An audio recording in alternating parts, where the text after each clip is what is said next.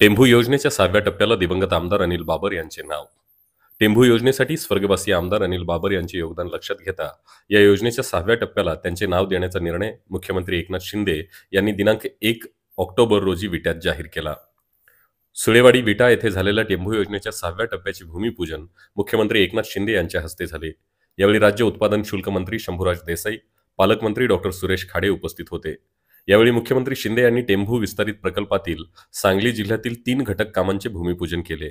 यात सांगली जिल्ह्यातील टप्पा क्रमांक 6 आणि पळशी उपसा सिंचन योजना टप्पा क्रमांक 5 वितरण व्यवस्था आणि कामत्व गुरुत्व नलिका यांचा समावेश आहे. यावेळी शिंदे म्हणाले की टेंभू उपसा सिंचन प्रकल्पाच्या 7,370 कोटी 3 लाख रुपये रकमेच्या तृतीय सुधारित प्रशासकीय आराखड्यास राज्य शासनाकडून 5 जानेवारी रोजी मान्यता मिळाली होती. मूळ टेंभू योजनेतील सातारा जिल्ह्यातील कराड, सांगली जिल्ह्यातील कडेगाव, खानापूर, आटपाडी, तासगाव आणि कवठेमहांकाळ तसेच सोलापूर जिल्ह्यातील सांगोला या 7 तालुक्यातील 240 गावातील 80,472 हेक्टर सिंचन क्षेत्र ओलिताखाली आले आहे.